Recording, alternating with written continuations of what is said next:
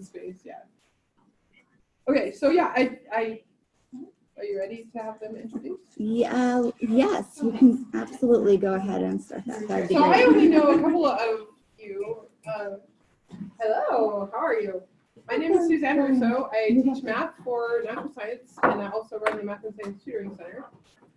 And so if we can start, maybe start. Yeah, sure. My name is Nikki Vandermeer. I'm part of BTS, and I teach in the Web Design and Development program. And this will be the start of my fourth semester. So still feeling like I much more have my feet on the ground now, but still a lot to learn and always looking for ways to shake it up in the classroom. Awesome. I'm glad you came. Thank you. This one? Sure. I'm Rebecca Snyder, and I teach mathematics, but I'm based out of BTS.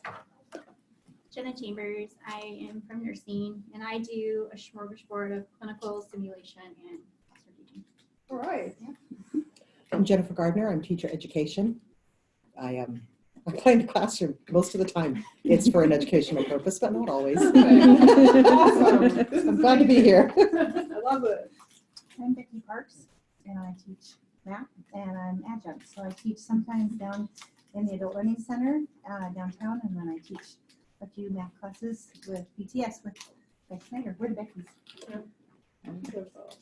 And I'm Rachel, and I direct here and teach organic chemistry, which occasionally can be playful, actually. I'm Casey Diemert. I am the math ed person in Sam, Natural Sciences and Mathematics. I pulled Suzanne into the math ed world a few years ago, and now we're kind of a weird crew. I'm Ryla de Galliano, and I teach English. And I'm Lauren Conley, and I teach writing. Perfect. Welcome. I'm glad you guys came. So, play and creativity in the college classroom. This is something that I'm super excited about. It's something that is kind of new to my world in the sense that before Casey pulled me into the world of math education, I suppose I taught math classes in the very traditional sense of I'm going to lecture, show you some examples, maybe give you time to practice one or two, and then you're going to go out into the world and do 52 of the exact same problems that we just looked at for an hour. Like, that was how math was in my world back in the day. And then I got sucked into this world of math education, and I'm like, oh, wow, there's so many cool things that we can do in the classroom that aren't just me standing up here yapping at you for an hour. And so I'm really excited about this topic, and yeah, I think we're going to have fun over this next hour. All right, so we are going to start off, very first thing, minute one, we're going to play. So if Rachel will advance us to the next slide, I'm going to give you a minute, and you're going to examine these photos and try to find at least one reason why each snowman might not belong to this group of snowmen. And then please be prepared to share.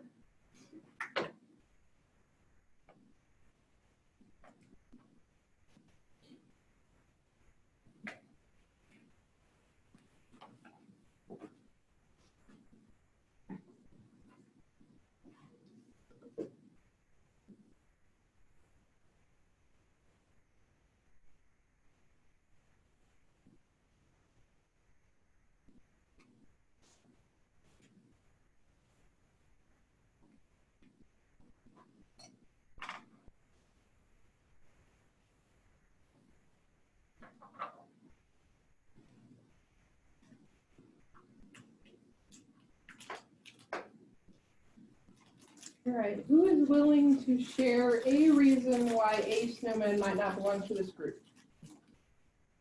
It's snowing. It's snowing in A, sure. All right, just shout out your things. B doesn't have a hat Ah, B has no hat. Or buttons. And no buttons. or buttons. Ah. Sarah is pointing the opposite. Oh. B, wow.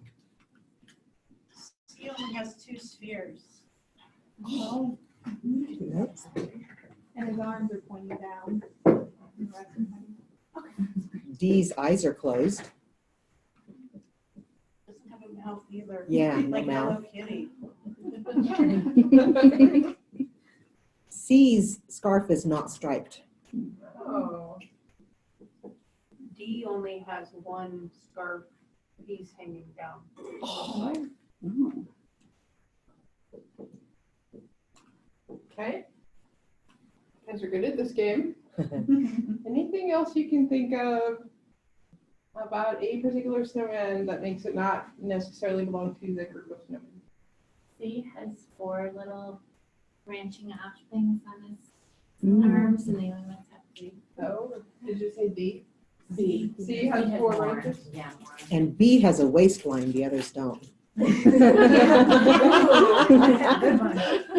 girlish figure. Yeah, I'm gonna write that down. That's very good, right? I'm kind of wondering, if you mentioned that, I wonder if different like, if who would pick that out? Like the waistline thing. Oh. D is blushing. Does anyone else wonder what D is blushing about? Oh, you're right. I kind of do. He's thinking about B's girlish figure, I'm pretty sure. He's like, oh, tucked in. Anything else you can think of? This is fun. He has white in his eyes. Ah.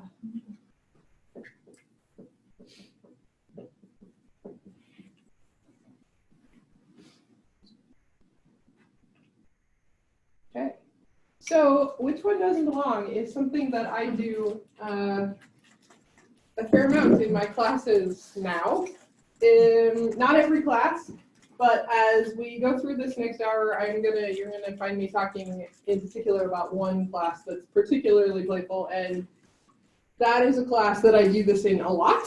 And you can do something silly like snowmen. So when I did this last spring, when I did the snowmen, it was actually, we had snow on the ground at the time, and so it was perfectly appropriate to bring snowmen to class because it had nothing to do with what we were doing in class, but it gets your students talking and thinking and kind of in the mindset to now let's do some exploration and let's do some of the things that we want to do in class. And so my which one doesn't belong pictures often are related to the things I'm going to do in class, but not always.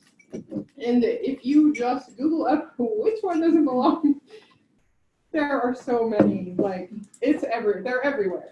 It's a very popular tool in the elementary and middle grades and the high school and college. But they're shapes and numbers, and your students will come up with things that you never even thought of. Like, this is amazing. I love this. It's great. And so I use them a fair amount, and it's something that only takes a couple of minutes. And typically I project them on the board in the classroom, and then I just write right over the, like there's a little white space off to the sides. I would just write my list right on. Sure. Anyway, that's one playful thing that I do in my classes that doesn't take much time, and it can kind of get your students in a playful and kind of exploratory frame of mind as you get ready to start a classroom. So if you want to. Maybe. So what started this kind of playfulness a couple of years into my math education journey, which was a couple of years ago, Casey and I were brought into our division chair's office, and she told us that the State Board of Education wanted us to have more transformational geometry and more probability and statistics for our middle school math minors. And at the time, there was really no way that we could add more content to the content courses that they already took for their elementary education major. And so about the only way that we could accomplish that was to get rid of the elective course that they took as part of the minor and replace it with a course that they would have to take that would be specifically for that group of students. It would give them transformational geometry and probability and statistics, and then we would fill it in with other things that are relevant to the world of middle school math. And what other topics we filled in would depend on who was teaching it and their interests and their specialties and that kind of thing. So I tend to add lots of number theory because that's kind of my comfort zone.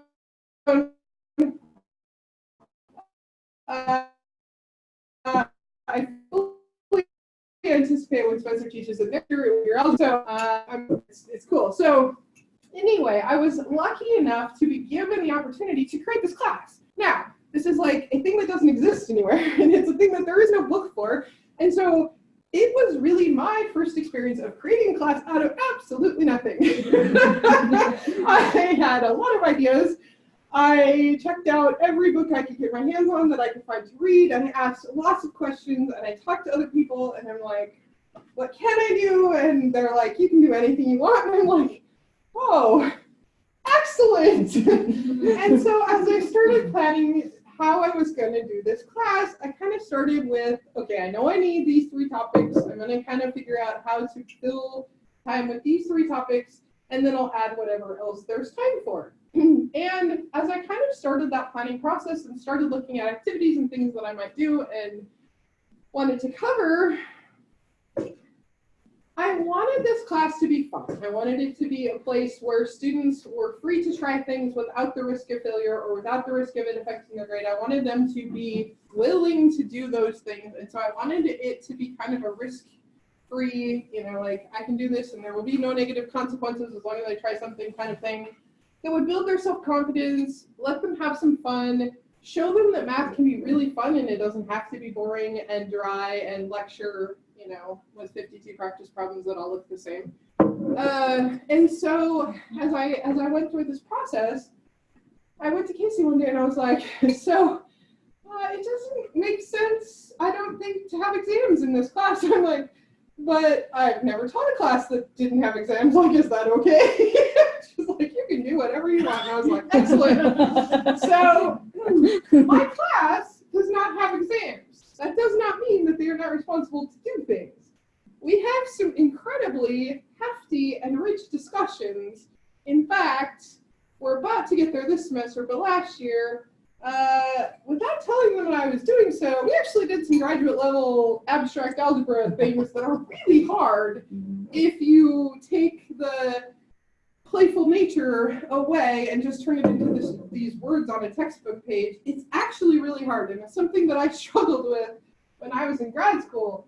But the activity that I found that kind of led us up to that door made it extremely accessible to every single person in my classroom, and they were doing graduate level math, and Casey's like, you have to tell them. And I was like, I don't want to scare them. It's just like, wait till the next day and tell them. And I was like, okay, hey guys, by the way, you were doing graduate level math, just so you know. Okay, moving on. So, I mean, you can do some crazy things, and it doesn't have to be inaccessible and boring and lecture. So, there's on the screen a few of the rationale for why I wanted my class to be so playful, and it really does come down to the fact that I wanted my students to talk to each other about math, I wanted them to collaborate on problem solving, and I wanted them to not be afraid to try things, and if it doesn't work, we'll look at why it didn't work, and we'll try something else. And so that's kind of what led to this class that I piloted a year ago.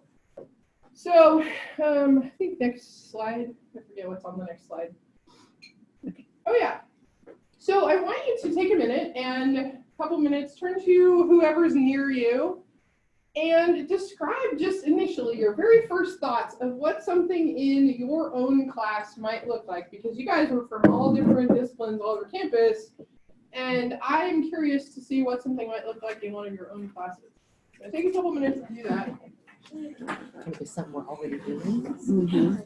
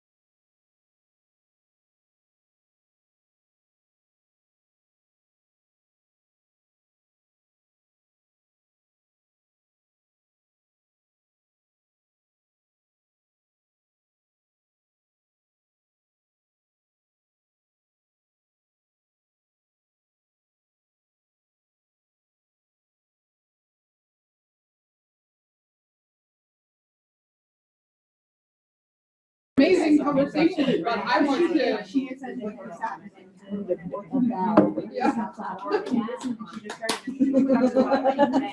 Wrap up your thought and we'll come back together. That's me in class. So I would actually. I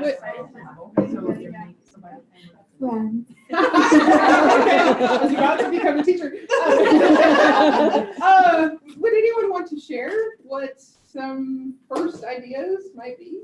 Initial thoughts? Oh, I interrupted. Now no one wants to.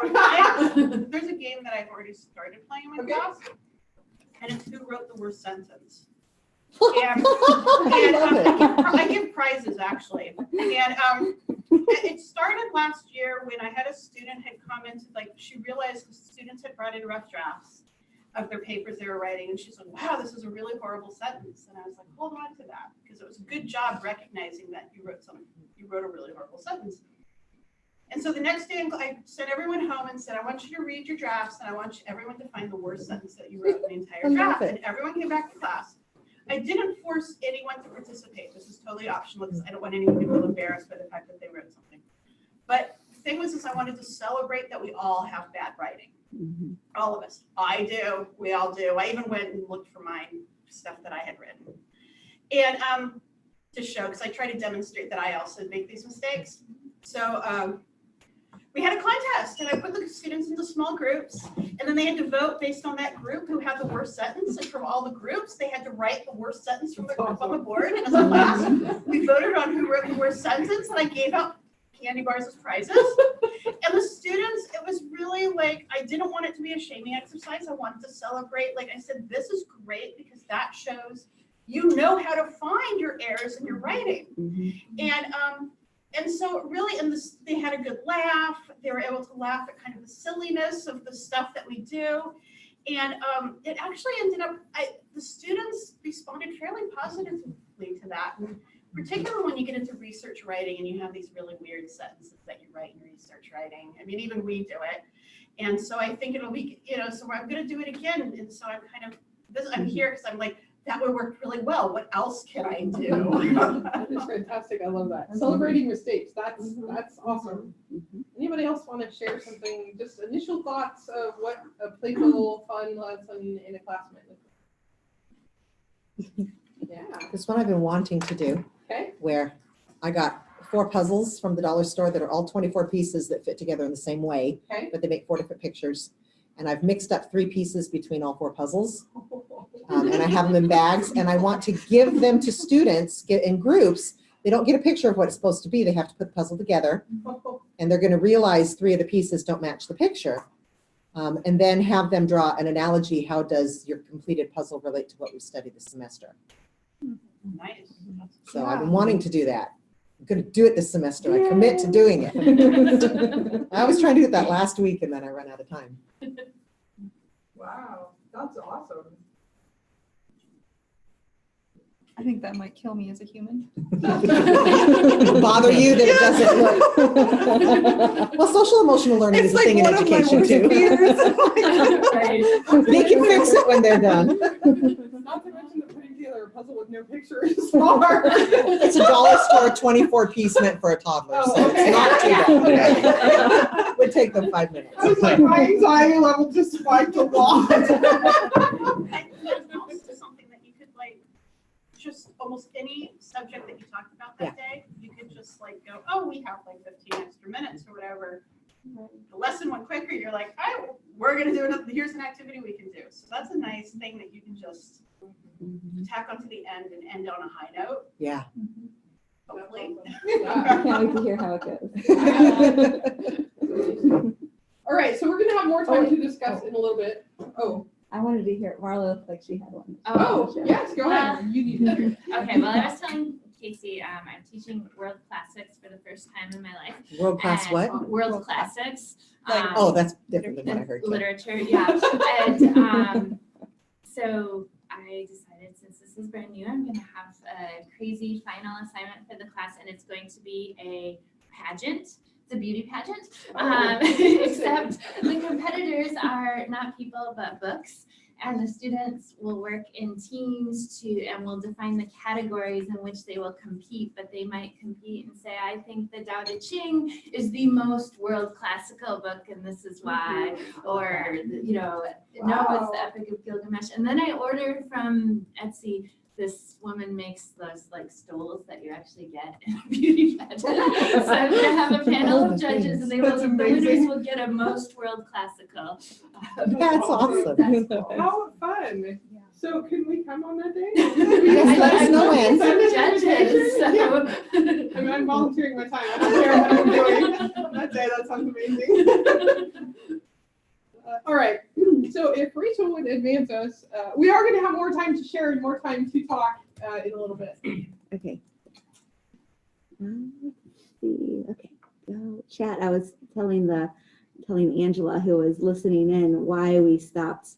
Why she couldn't hear us for a second. So that's why that took. Gotcha. I kind of figured. Yeah. So these are a few of the fun things that I do and have done in my classes. The which one doesn't belong you saw at the beginning. Notice and wonder, I'm going to kind of give you a brief overview here in just a second. Number talks are something that would be a whole other talk in the CTL, and happy to do that if anybody ever wants, but it's a very mathy thing. And so I do have a sheet of resources that I'm going to send out afterwards, and there are links to more about the number talks if anyone is interested, but it's something that it could easily be its own hour. So I don't want to spend a lot of time on that. And then I also have done some combining math with art, which anyone that knows me knows that my art gene is like really small.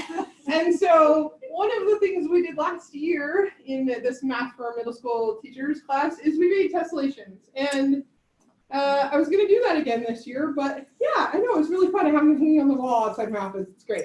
And I was going to do it again, except that last year they were all like, well, we've done this before. I'm like, oh, challenge accepted. I will find something that you haven't done before. So this year, instead of making tessellations, they're making a radial art.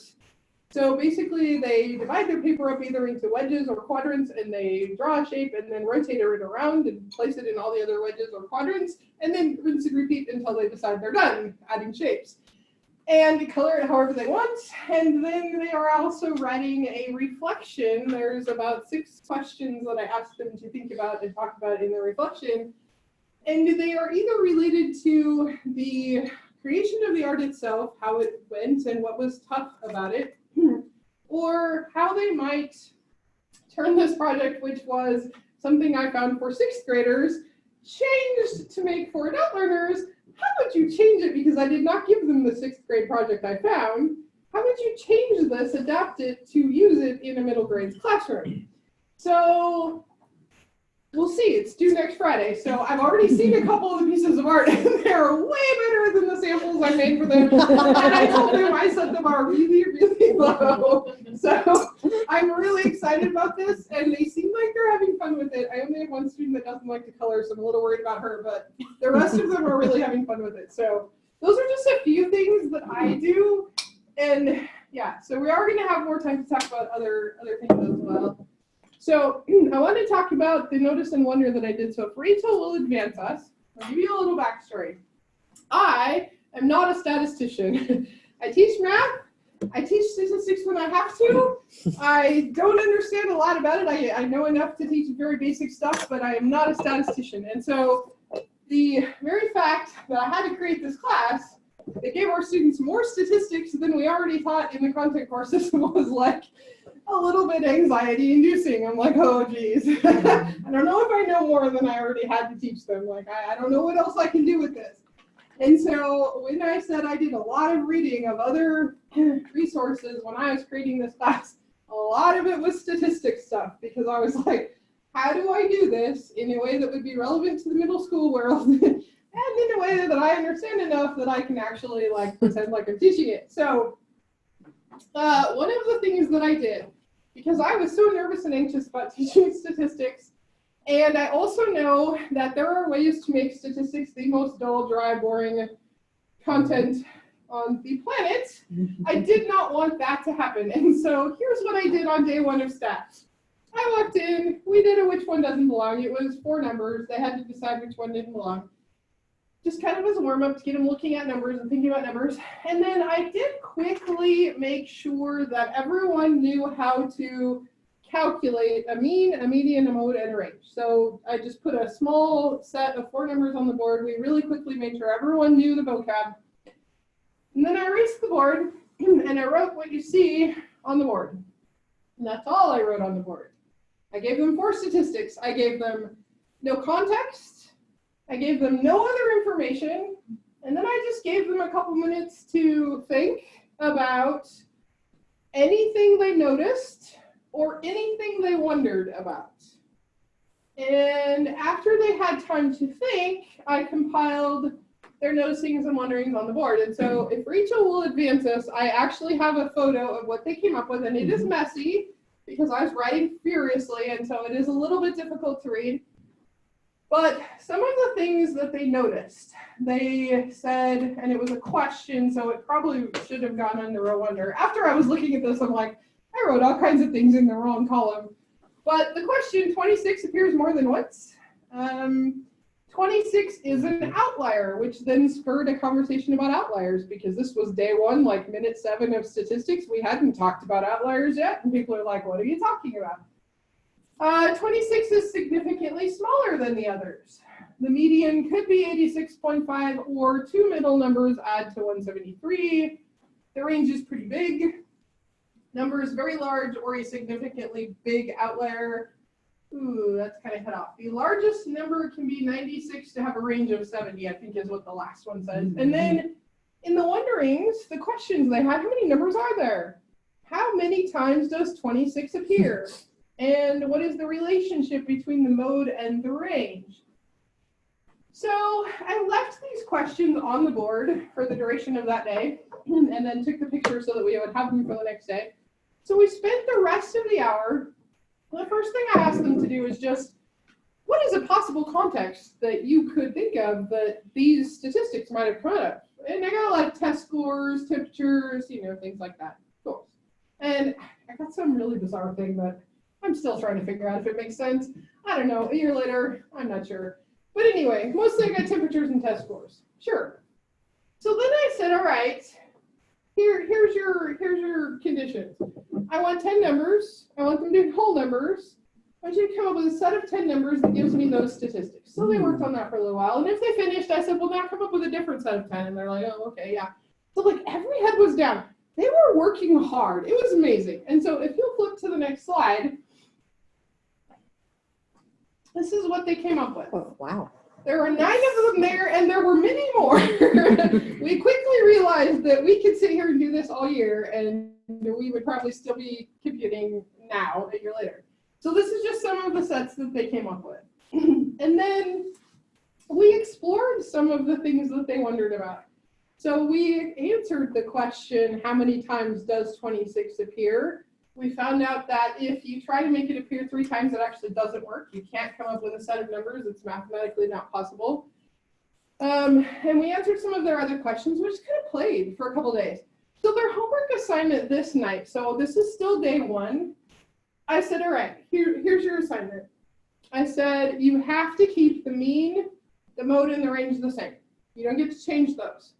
But I said, you are going to change the median to anything you want. And your goal is to reduce the number of solutions. Try to get as few solutions as is possible. And not knowing how this would go. I actually got this activity out of a Stats for Middle School Students book. And the author of the book, and I love this about him, he said, initially when he wrote the problem and did it the first few classes, he actually thought that, and I forget what the number was, but he thought it was only possible to get it down to something like 2 or 3 solutions.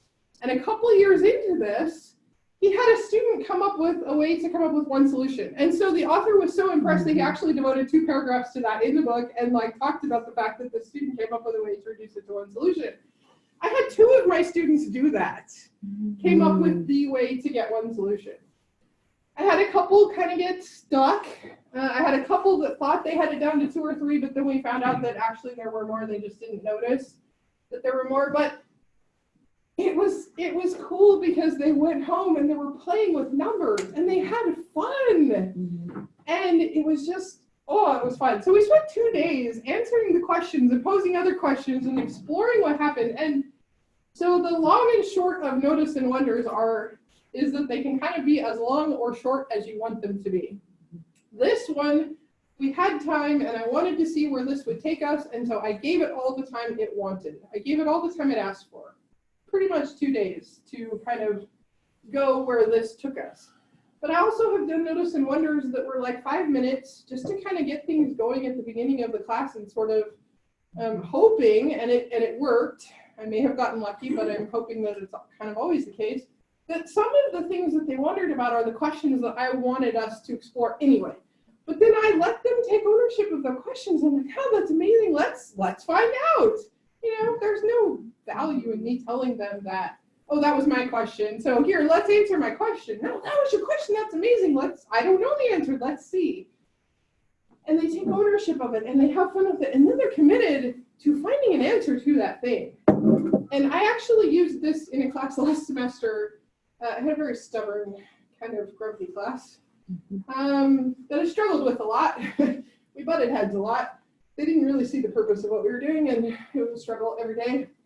And so I knew that we were coming up on this really hard activity that had been difficult in the past. And I'm like, okay, thinking to myself, how can I make this better? And so instead of me telling them what we were going to do, I turned it into a Notice and Wonder. And I just like threw something up. I said, hey, look at this thing. What do you think? And they came up with some ideas. And I'm like, well, that's really cool. Let's see what happens. And we did. And it was like, oh my gosh. So I turned this activity that's always like a nightmare into this thing that we actually made progress on. And what's more, they were actually able to do the test questions about it like 2 weeks later. And I'm like, or whatever it was, a week later, I don't know. It was cool.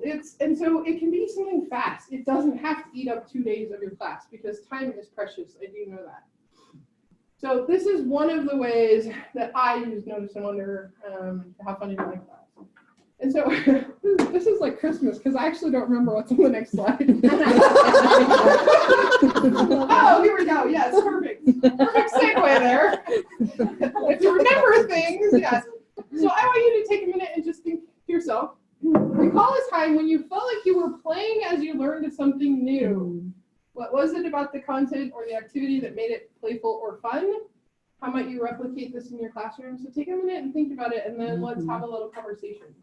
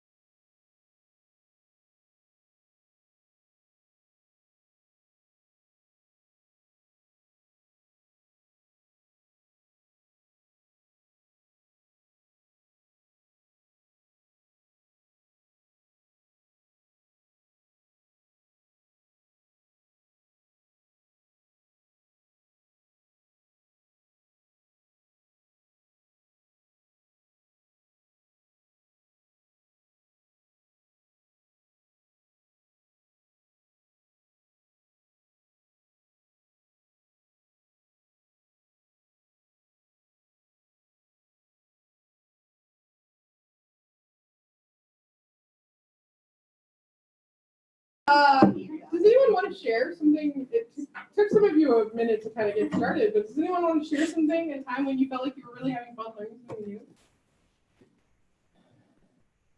Oh, see, I interrupted. Okay, well, I'll just go. I remember when I took physics for humanities majors, and I had, this was years and years ago, and I had to demonstrate, like I chose like to talk about the physics of earthquakes, and I remember I have a programming background, and so I programmed an animation to demonstrate that, and so it was actually, so I actually was like, oh, let's just play with this. And so I wrote a program to do the animation of demonstrating it. I had to present it to the class, like here's what I learned. But it was like, that was something I was kind of like, obviously I went way beyond what I had to do. And it was more like, let's see if I can do an animation and figure this out. So, wow, very cool.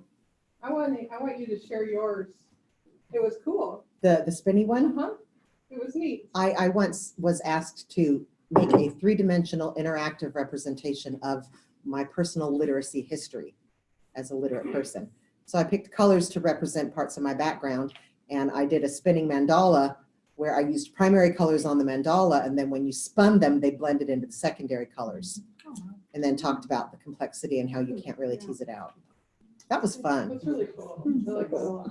I'm like, how could I do that? Anybody else want to share anything here?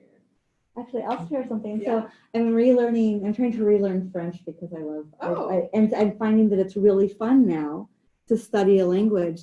And it's in contrast to how it felt when I was in junior high school and high school to learn a language, when it just felt like a chore. Awesome. Okay, so we will have more time to talk again one more time here in a little bit. So I completely lost track of what the slides are going to. Oh gosh, already? So you saw some things that you can do in a fun or playful classroom. I want to give you time to think, and by personal reflection time, I want you to use it however you want. If that's quiet time writing down ideas, if that's talking to your neighbor, or we can talk as a group if you want. But I want that time to be me not yapping and you guys using this in a way to figure out something that you might be able to do in your own classroom, in your own discipline, that would work well for you. And so this can morph into a group discussion if you want it to, but this is the time where I'm going to be quiet now, which is really hard for me if you know.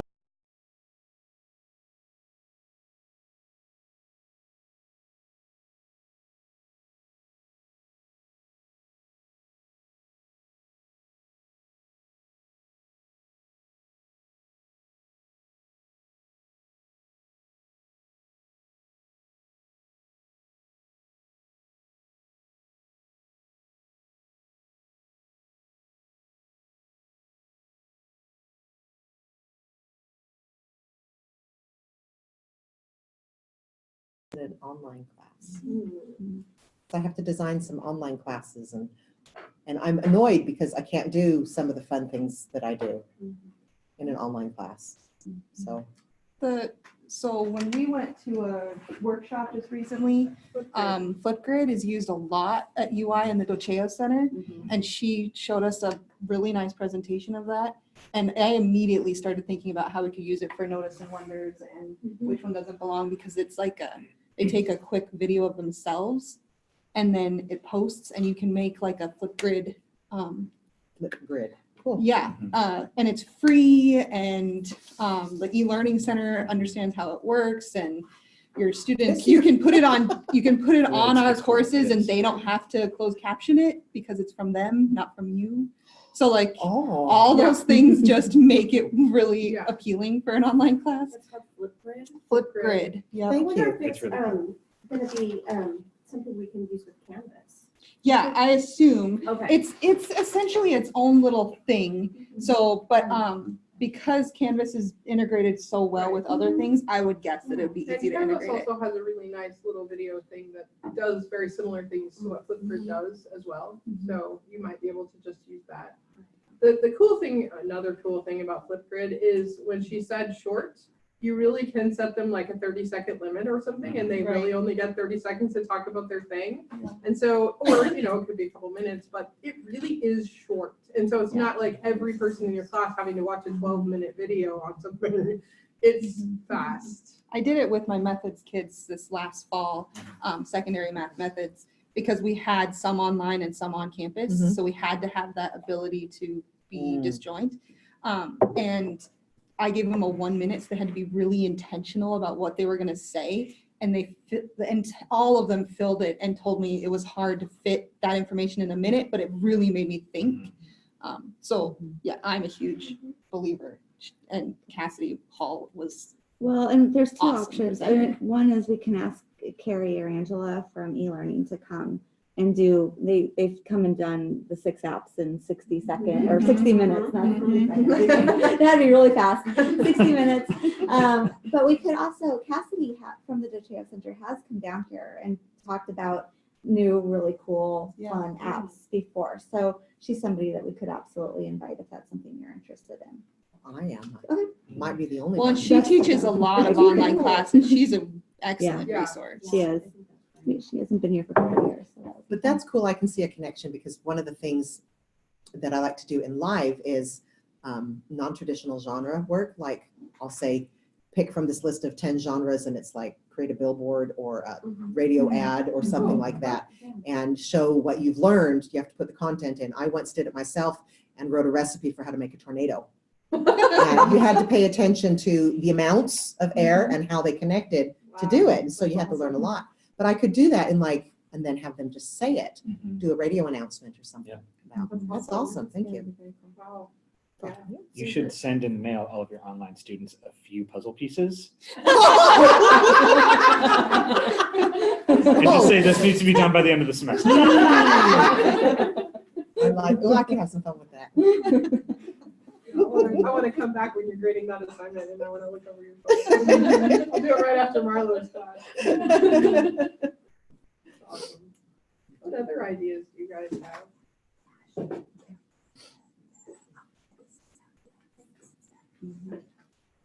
Yeah, so one thing that I started new this semester for my online course is throwing out a weekly challenge, more of like a game type or, you know, trying to, I had a lot of students that just in feedback that I would get, just your generic, oh, find something on this topic and share it to the group.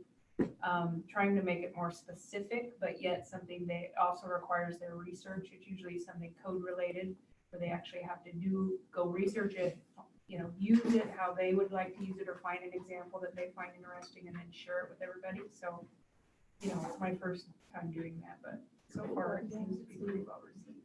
Awesome.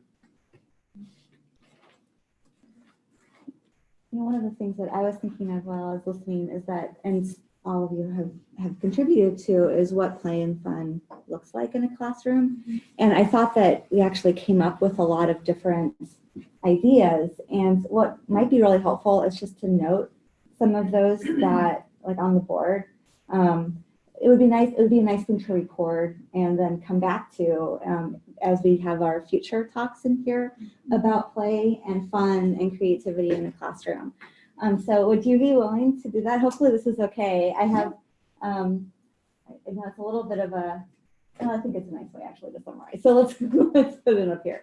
So, so I'll just put one that I thought that I really heard you say, and that was about letting students take ownership of the work.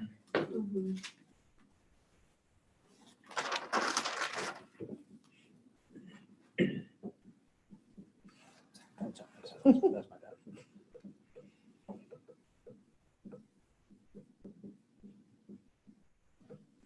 Allowing them to be creative, I think, is a common thread. Even choice, anytime they have choice. Yeah. I think making things accessible is hard.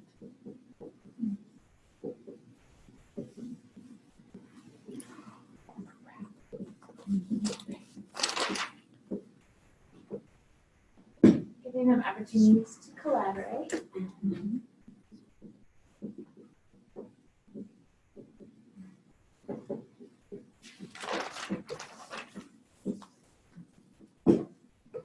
would say maybe solve constructed or real world problems. Yeah.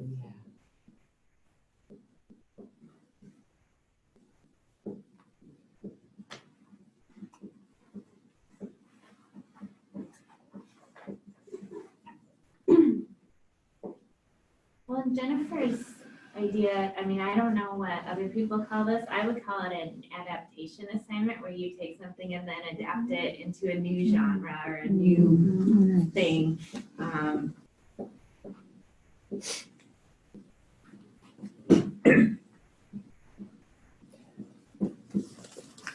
Like connecting to the ongoing content. So I know you do some of the notice and wonders that, or the which ones don't belong that are just random, but when you do them that are connected to whatever's coming, it really puts you in the right mindset.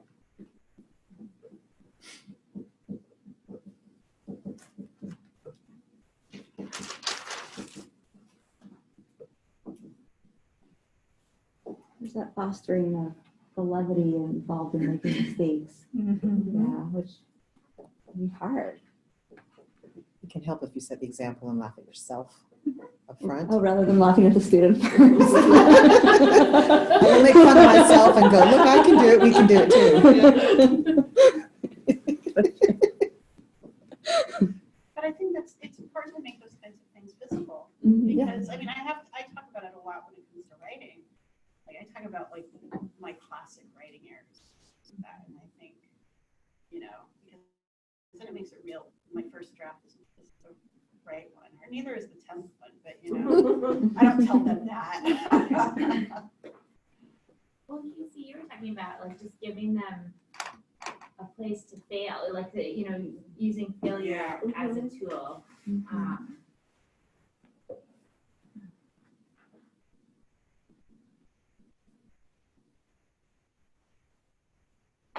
I like performance too. Yeah. Yes. There's so many ways. You rock the performance piece. I think the students do too. Yeah. Like when there's like the fact that she has them still on the outside of the tessellations hung up. Yes. Every student comments on it. I know, I was thinking you could do like a museum day. Radio art is going to get added to the hallway. Yeah. Yeah. They colored quilt blocks too, and I tried to put the quilt blocks together from last year into an arrangement, but the way they cut them out, they weren't all the same size. And so I really struggled with it, and I got paper clipped together and put somewhere, and I don't know. They're doing that assignment right now for tomorrow, so I may still have a quilt made. I will see. That hallway. Come visit my hallway. What building is this in? Because I teach fine arts and math. MLH. MLH, Yeah. okay. Third floor. My office is 331. They start at 7 o'clock. Thank you. Yeah. Do you teach fine arts in that? Yeah, well, fine arts and ELA for a week. Oh, gotcha. Okay. I'm gonna go take pictures. We have this thing about letting things take the time they needed, which removed a lot of the stress involved around them, and yeah, letting that joy come out seems like it involves removing some of these stresses that arbitrarily put into the class. But boy, that's a tough one. It is. It's hard because it usually means you have to sacrifice something else. It was easy in this class because it's how I made the class. Like, it was harder in 257 when I did this on that day last semester when they were such a tough class, because I knew it might mean that we had less time to do something else, but at the same time I was like, we have to get this. There has to be a way to make them understand this. And so at the end of the day, I think I was okay sacrificing what I sacrificed. But it becomes, I mean, it's like, are you okay with losing something because you don't have time for everything? And as a teacher, that's already the hardest thing. Like, I want to teach all the things. I want to do all the things, all the days, all the time, all the things. So, I mean, it's hard. It's hard. Yeah, it's funny how I ended up teaching. I actually really like it. This is not my first career. Yeah, I when I was a kid, I was not the kid that was going to be a teacher. And so it's like I stumbled into it, and then I got stumbled into it more, and I'm like, oh, this is amazing, I love it, but this is not what I was going to do when I grew up. So it's like, yeah, full circle. Anyway, cool, awesome. Well, what a great list this is, and I think that's probably good. I'm noticing that it's almost 1, so we should probably be wrapping up. Is there anything else that anybody wants to add to this list or add in general before we do wrap up for today? The only other thing that strikes me that I would add, kind of along the lines with the performance piece, is using, I guess, non-traditional modalities is what you would call it. I will often have them synthesize their learning and show it back to me, but not allow them to use words, or they can only use 3 colors, or they have to do it on a poster that's this big or this big. And so I put some kind of unnatural restriction on it, and they have to think about it differently. Oh, wow. I want to come and take a class from all of you now. That's all right, I'm just saying. Awesome. Well, thank you, Suzanne. Yeah, well, so Rachel's gonna send me a list of everyone that's here, and I'll send you my PowerPoint just in case you want my cool statement or whatever. But I will also send the resource list, and it's like 2 or 3 pages, so don't be scared. Take what you want away from it. There's tons of just ideas, cool things, and that doesn't even scratch the surface of what is out there. If you start looking at play in a college classroom or play in a classroom or whatever, I mean, it's just like hundreds of thousands of, yeah. So there's a lot. And if anybody wants to just sit and chat about playing in the classroom, like, yeah, please pick me. Actually, I was thinking this would be good to have like next semester or something like that, like have a follow-up, like where we've experimented and what we've done and kind of like Be a nice build faculty upon this. inquiry type thing. Yeah, because you know, 'cause we might experiment with different things and try stuff out and we can report back on our results. That would be amazing. There's actually 3 more kind of play or creativity related things here this semester. I think 3, right? Yeah, that's what I can. Something think like of, that. And so that would be awesome to sort of do a follow-up just kind of as a maybe on the whole. Or Yeah. I would be willing to come back. You guys have been an Let's easy do that. crowd. Yeah, Fantastic. next Other semester. people have done and Yeah, Last so you've done. recess. Yeah. Yeah. This was amazing. You guys were great. Thank you for this. Thank It's nice to you. think outside the box. We have our 1-second survey over here on your way out, or while you're sitting there, you could do that. That would be wonderful. You have to assess everything. I know, it's a 1 second, unless you want to stay more on the back. All right, and then well, it I'll takes finish longer. it better than that's okay. I mean, I'm really not worried about it. Oh, wait, I need one more. Okay. I don't have one more. Spencer, you don't get to do it either. So, yeah. I've done enough of those. What was this called? Play in the classroom? You're fine. Well, I need it. Huh? I need it. That's, send it to me. It's not about you. That's fine. Whatever you need. This cranberry vanilla tea is amazing. Rachel. Oh, I'm so glad. Oh my Good. gosh. I don't have to go. When you went to There get you go. water, I was over there. Cranberry perusing the vanilla tea. offerings.